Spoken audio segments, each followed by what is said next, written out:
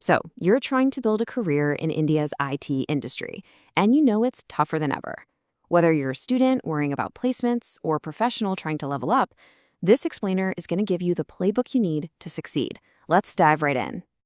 It's the big question on everyone's mind, right? With all the global economic shifts and big tech slowing down their hiring, the game has just completely changed. It feels so much harder to land a great job, and you know what? You're not wrong to feel that way. So, what's really going on behind the scenes? You see, this quote right here, it gets right to the heart of the problem. We've got this huge supply of talent, but companies are being super selective. They're only hiring the absolute best, the cream of the crop. So the real question is, how do you make sure you're the one they pick? Okay, let's start by understanding the new rules of the game. The old strategy of just getting a degree and waiting for campus placement? Well, that's pretty much broken now.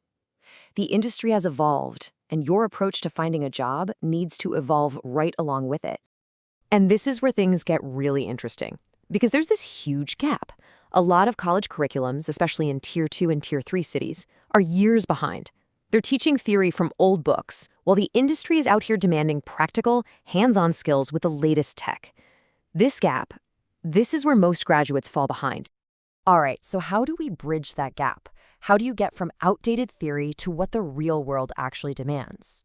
This section is all about that. A clear, actionable playbook. Because success isn't about what you do after you graduate, it's about the smart moves you make during those 4 critical years of college. Think of this as your roadmap. Now, year 1 is for exploring, sure, but year 2, that's your launch pad. That's when you have to choose a path and start building real skills. By year 3, you should be building projects and hunting for internships. That way, by your final year, you're not just another graduate. You're an experienced candidate with a solid portfolio. These 3 steps, they are absolutely non-negotiable. An internship, believe me, even a short, unpaid one, is way more valuable to an interviewer than any grade. Building your own projects from scratch proves you can actually apply what you know. And mentors, they give you the roadmap your curriculum is probably missing.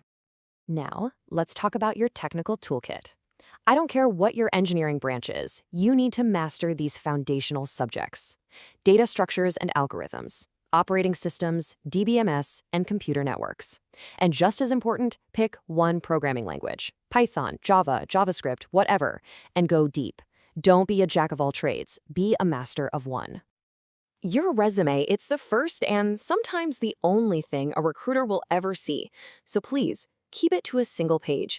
Don't just fill it with a bunch of technologies you've only heard of. Be honest. It is so much better to show that you've mastered 2 skills than to list 20 that you can't answer a single question about. Okay, so let's switch gears. For those of you who are already working, especially in service-based companies, you know the goal is often to make that big jump to a faster-paced product company. But how in the world do you actually do it? This is it. This is the whole key. Product companies don't just want to know if you can code. They want to know if you can think. Problem solving, using data structures and algorithms to tackle tough challenges, is the single most important skill they test for in their interviews. It's what separates the people who get the job from everyone else. And here's the why behind it all. In a service company, the work is often stable, maybe some support and maintenance. But in a product company, you're in a much faster, more agile world, constantly building new things. That really steep learning curve is exactly why they need people who can solve complex problems on the fly. So, what's the magic number for making a move? Well, 2 years is a fantastic benchmark. It's enough time to really learn and contribute, but it's not so long that you start to stagnate. If you hit that 2-year mark and you feel like your career has stalled, well, that's your cue to start getting ready for what's next.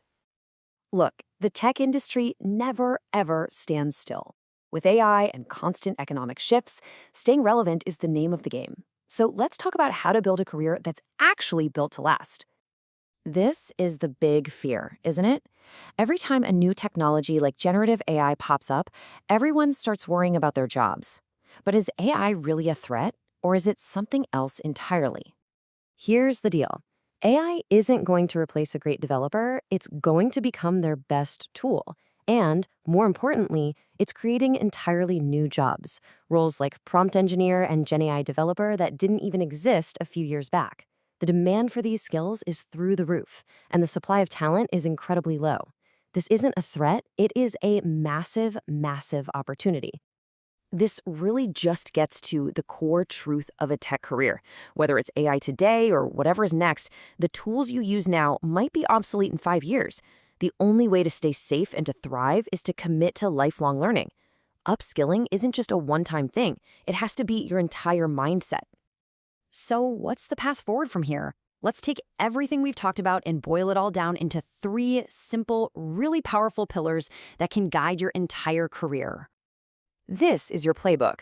Number 1, start building real-world experience with projects and internships while you're still in college.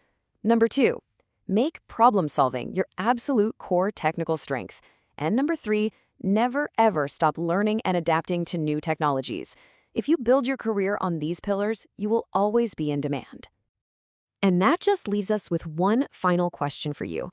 Don't just watch this, act on it. Whether it's a new algorithm, a programming language, or a cool Gen AI course, what is the one skill you're going to commit to learning starting this week? Because your future career starts with that one small step.